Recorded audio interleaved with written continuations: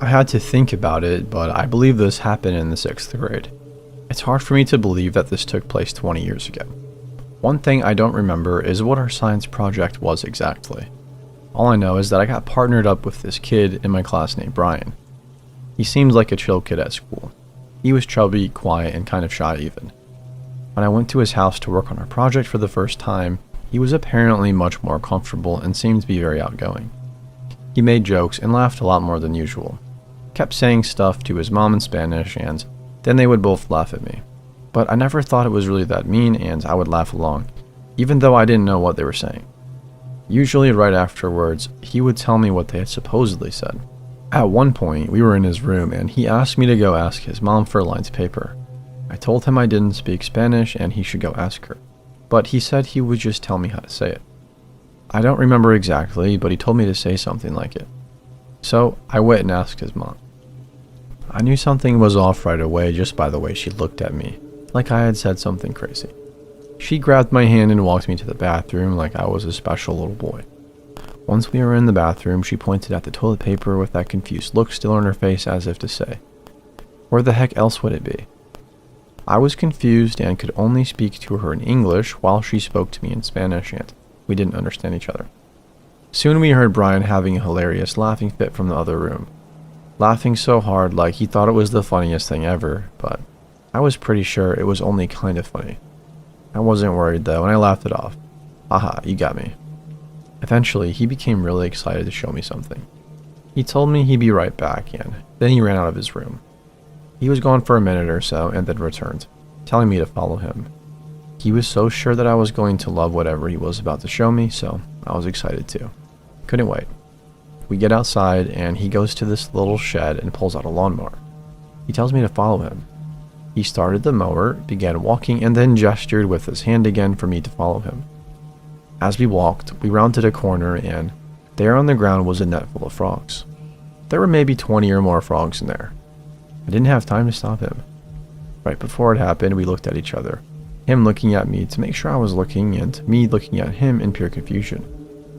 He pulled back on the mower, raising the blades, and then let the weight of the spinning blades fall down on the writhing pile of frogs. The mower bogged down just for a split second, and there was a sickening wet crunching sound, followed by chunks being spit everywhere as he raised the blades back up. He raised the blades and let them fall on the pile of frogs 4 or 5 times. All the while he was staring at my face and laughing maniacally at my horrified reaction. He released the bar and the mower went silent as he crumpled to the ground and began rolling around on the grass laughing. A couple of frogs escaped without getting blended. A few more frantically scattered away from the mower, missing limbs. I awkwardly laughed with him and played along like nothing bad had just happened. I never get disgusted to the point of throwing up, and it's hard to disgust me at all. But from that point I definitely knew there was something wrong with Brian. And until now I've never told anyone. I wouldn't say that I was afraid. It was just that I didn't think it was a good idea to tell anybody what had happened. Not his mom and not my friends. Not my parents, not my brother or sister or best friend. I didn't tell anyone anything about it, and Brian never did anything like that again or mentioned it. It was the weirdest thing. They say it's the quiet ones you've got to watch out for. I haven't seen him since 6th grade ended, but sometimes I wonder just what kind of person he turned out to be.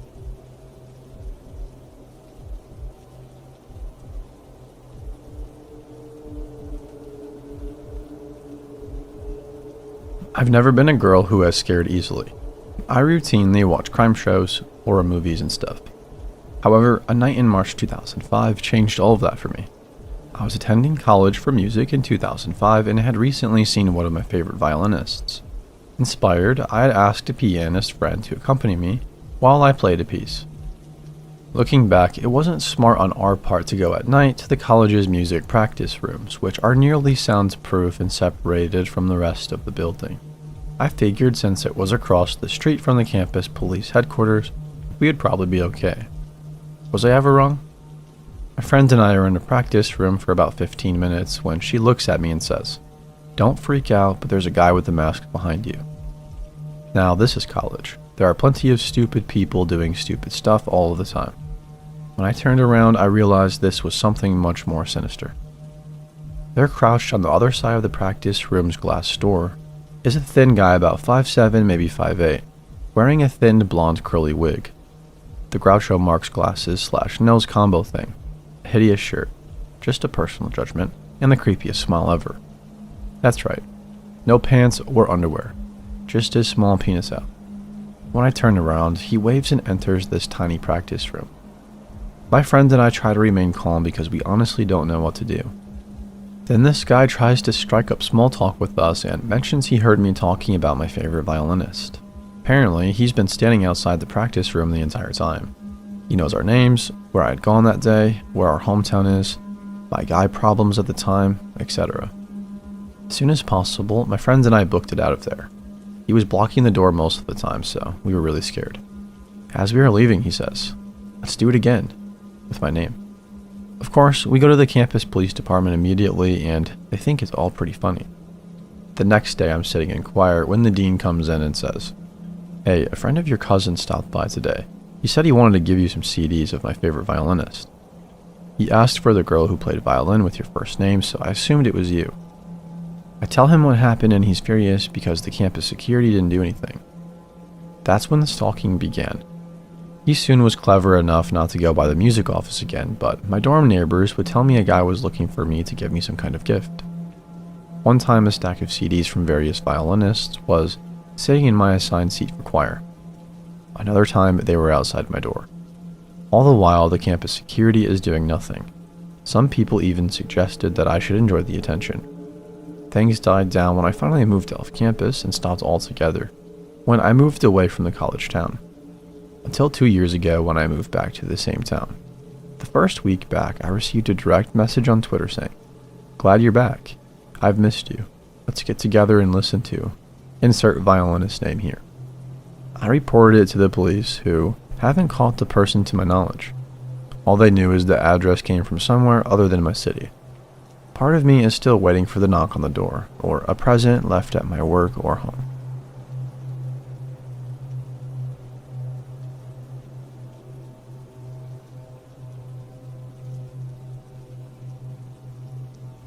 In Pennsylvania, right near the border into Delaware, there is a narrow, eerie place with deformed trees, closed-off paths, and lots of legends.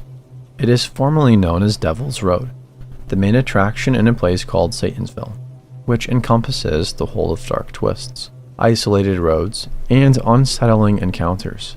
It was written about in the book Weird Pennsylvania, which highlights the creepy places of the state. According to many rumors, there is a cult house hidden in the woods surrounding the road, and any trespassers on the road, especially those who stop, will be chased out with a black or white SUV or truck. For years, I had read about the place and heard spine-chilling stories until I couldn't stop thinking about seeing it for myself. My friends Matt and I spent almost every Friday night at the mall together, as teenagers do. As expected, it can get pretty boring pretty fast, especially with no money to actually have a motive to shop around for anything other than disappointment. Visiting Satansville without telling our parents became another weekly tradition of sorts after he told me about his experience a month before our first visit. He had told me that when he visited with his guy friends, his phone service completely cut out, leaving them without Google Maps in a potentially dangerous, unclear area that was already scarcely mapped. Soon after, he told me, a black truck came off of a dirt road and followed closely behind them until they found the main road. It wasn't much, but it was enough for me to be hooked. Not too much happened on our first few trips. We would see other cars rarely, as it's a hidden road that is no longer marked due to excessive theft of the street sign. Occasionally, the cars would be black in color, and we would get a rush of adrenaline. It was fun, but not exactly terrifying, until one night. We finished up at the mall around 6, and we left with enough time to circle around once or twice in daylight, and the remainder of the time in the dark. It was about a 40-minute drive to Satansville from the mall, and I was tingling with excitement. According to the legends, cars that visit frequently are more likely to have experiences at this place, and this would be our third time visiting in the last few weeks. Instead of Matt and I going alone this time, we brought our friend Lola, who was very outgoing and would likely have a sense of humor in a situation that we'd be too scared to continue in normally. We drove down the highway and finally made the first turn, leading to the seclusion. Matt and I had pinpointed several areas where we thought the cult house may be. But stopping on the road is illegal, so we never had a real chance to explore. At least, that's the logical reason I give in lieu of us being major cowards.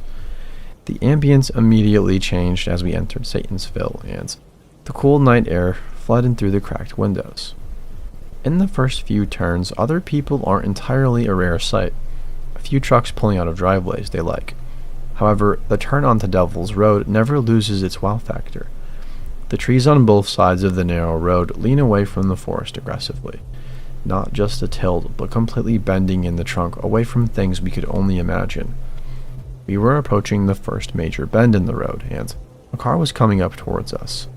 It was a tight squeeze, nearly impossible for two opposing vehicles to pass. The presence of a car alone was enough to cause a twinge in my gut. Matt was focused on squeezing by while turning, and Lola was too busy cracking jokes to see what I saw, but I have never forgotten the face since then. I looked over to the white Jeep to my left, and the window was incredibly tinted but half down, looking back at me straight into my eyes like he had been looking at me long before I looked to him. He was a young man, maybe 25, with long blonde hair, a deathly pale face, and horribly thin fingers on the steering wheel. He was not at all focused on driving, as his eyes pierced me, and this is the worst part. His neck was turned completely towards me, while the rest of his body was completely straight forward. This may not sound creepy, but it was not normal to bend that way. He said something, but I couldn't hear him over Lola and Matt, laughing at our antics. I couldn't break his gaze. I was stuck staring at him until finally Matt passed the bend and he was gone. I kept checking the rearview windows, terrified with a feeling I'd never quite felt before. When I could no longer see the Jeep, though it felt as though he could still see me, I quietly asked my friends if they'd seen him. Neither of them had looked at him nor felt anything unusual. I was pretty unsettled, yet excited to see what else would happen. We turned off Devil's Road, but were still in Satansville, preparing to loop back around, when we passed a little shack that always housed two black trucks. There was no sign of any other drivers, and we wanted to stir the pot a little bit. We stopped for a few moments and honked the horn and flashed our blinkers, and then kept driving. We also blasted Old Town Road for some reason, because that was our peak of comedy at the time. We looped back around, and were back on Devil's Road when Matt stopped mid-sentence to adjust his mirror. In the darkening distance was a black truck. We giggled with nervous excitement and kept driving. It was exciting, but it kept a reasonable distance, and I think we all kind of assumed it was a coincidence. That is, until we turned off Devil's Road once more and saw that there were no trucks parked by the shack anymore. We lost the truck when we turned on the main road to circle back around again.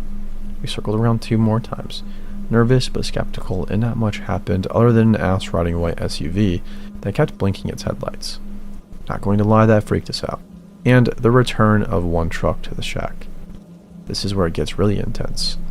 On our 5th loop, we were all very tense. The aura had changed to heavy, and it was completely dark at this point. Things had started to feel more ominous. Probably from the slightly less passive actions taken towards us by whoever was there. We went down the bends, peering nervously into the woods. Some trees were marked with 666 and upside-down crosses. Marks of other, more ballsy teenagers, and there was a distant light in the woods. Courtesy of who knows what. As we turned off Devil's Road, but still in the heart of Satansville, headlights appeared behind us. It was impossible to tell what kind of car it was, as it was pitch black and we had just turned the first major bend. Moments later, the truck appeared behind us, speeding. We were going about 25 probably, and the truck must have floored it to catch up, and it drove uncomfortably close to us. I was the one to see it first. It was a black truck, windows tinted and driver unknown. We drove on for a minute, freaking out and turning completely behind us like creepy Jeep guy, but more normally. Soon, a second truck joined behind it at a fork in the road, and they revved their engines as if in communication. The truck sped up, nearly crashing into us, and we were forced to speed up. This continued through many intense twists and turns where our speed reached up to 70 at the maximum. They flashed their lights, kept speeding up and getting closer. At this point, we were losing our stuff. They were definitely either going to run us off the road or catch us and do who knows what to us. They had these weird red lights on the tops of their trucks, and the light was reflecting off every window in our tiny Honda. just above a small hill, the main road was visible and relief flooded us. We panicked again, though when we realized we would have to wait for traffic to slow before we could turn, and they would definitely catch us. With nothing else to do, we stopped and glanced behind us. The trucks were gone. We all expected a sudden ambush, but made the turn onto the highway and started home, talking about what the heck just happened. Came to the conclusion that the trucks had probably turned onto a dirt road, only visible to those who know it's there, and that they were chasing us away from their activities. Like the rumors say, what were they doing exactly? We have no idea, and we have no intention of finding out, as we hadn't been back since, and I still can't get the face and presence of the man in the Jeep out my head, and this was over a year ago now.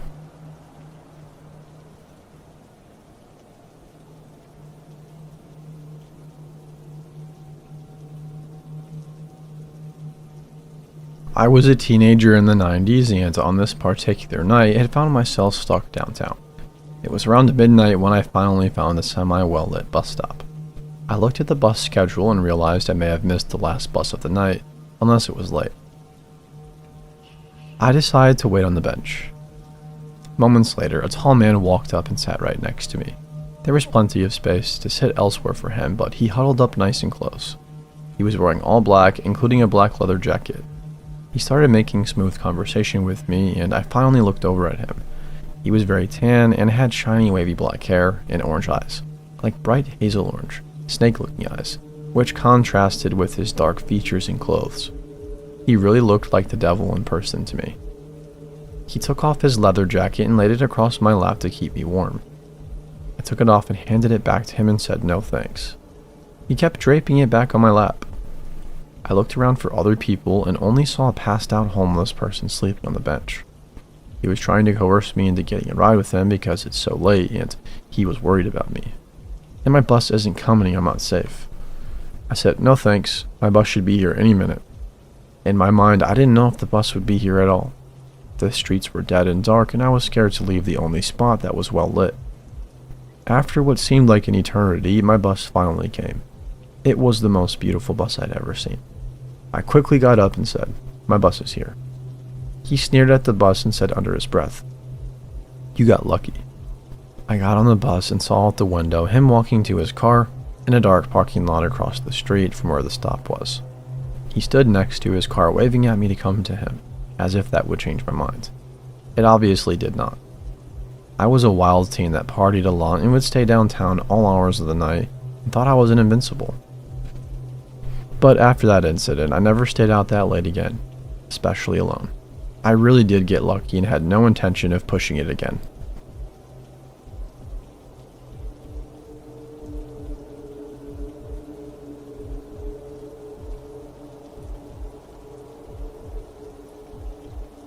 I went to school in New Orleans from 2010 to 2012, and I encountered the scariest man I've ever known while attending. My friend from high school and I both lived there at the time. We met up to smoke a small joint on the outskirts of a nearby park. She was struggling heavily with money, for both tuition and everything else, and I was smoking her out for a pick-me-up. While smoking, a man emerged from a white house across the street from the park, one of the nice Garden District homes. He carried his bike over his shoulder and was headed straight for us. We quickly put out our joint when we saw his eyes locked on us, and we initiated friendly conversation. He introduced himself as Ty. He was tan with piercing blue eyes, probably in his late 30s, and seemed pretty athletic. We asked if the nice house was his, and he said he was staying with his friends. He ran back and retrieved 2 beers for us, both unopened, so we accepted. This was a poor choice, but he was insistent. We were already pretty high, and we were a little afraid that he would screw us over if we said no. He pulled out a ring of cards while telling us how he was a model, refusing to tell us what exactly he'd done in the past.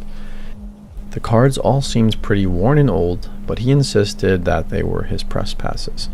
He noticed immediately that I was asking some overly specific questions, and it was pretty uncomfortable, while my friend, much more trusting, was enthralled. He latched onto her, telling her that he was doing a shoot in New Orleans for the Saints, working for ESPN. She would be paid, he said, and saw her light up upon hearing this.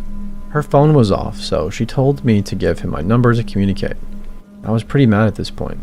He kept making backhanded comments intended to make me feel like the outsider for questioning him. It's not for everyone.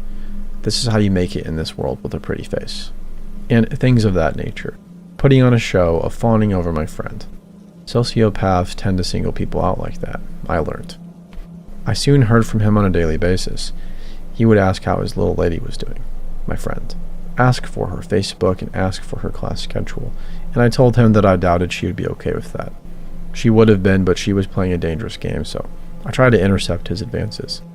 He found me on Facebook soon enough, though my information was not linked to my number, and I was receiving messages constantly asking for my friend. I thought that if I blocked him, he would continue to hunt me down in crazier ways, or tell somebody about the weed. Young and stupid. So I allowed the barrage of messages. I refused to help him and made my friends aware that he was starting to scare me. I was leaving town with my friend a few months later for Christmas, and told him the week before we actually left that we were both gone indefinitely. As his messages got more and more aggressive as time went on. He freaked out, but it seemed like he would leave me alone in the end. However, every time I went to the park, which was daily in my last week because I was smoking a ton of pot after finals, just keeping it real here, I would see him on his bike, circling the track around the park. I didn't think much of it, nor did I think he could see me because I was with a group and away from the track, and he never acknowledged anyone being there. The day before we actually left, I received several blurry images of the original friend and me lying in the grass on the different days we came together, which wasn't every time I was there. It was obvious that we were smoking pot, so again, young and foolish, we didn't go to the cops. When I got back to my dorm on the same day, placed on the sidewalk by the back entrance I always used, which was rarely trafficked, was an ESPN press pass with the name Tyler Durden, piercing blue eyes staring up at me. It was like it had been laid right in the center of the walkway. That was probably the most frightening moment of my life, and I packed up and stayed with friends until my flight out. I received phone calls from numbers I didn't have throughout Christmas, making my life miserable. Every sound in my house I feared would be him, finding me at the address with my name attached to it. He was livid, texting in all caps from various numbers that I was a little liar, that I was just a stoner and I was never model material and I was jealous of my smoking friends, implying that he knew of more than just one of my friends. That liars get raped and he would destroy my pothead life. And he'd go into really weirdly worded babbling rants that scared the ever-loving shit out of me. I was scared to tell anyone in my life. I was the good kid who had gotten herself into the stupidest situation. I just hoped he would move on. A week before I was supposed to go back to school, he just stopped. From daily rampages and rants to nothing. I was so relieved until in February I checked my email to find a crime alert warning students of a serial rapist going by Tyler Durden who lured women to his home, gave them alcohol and assaulted them. His real name is Dean Kelly. A has-been model from an Aerosmith video, baiting, stalking, and assaulting underage girls at schools in Chicago, Texas, and New Orleans. He keeps making it out of jail on bail and contacting his victims, pretending to be other victims who want to talk. Thankfully, I'm not one of them. Screw this guy. I still live in fear years later.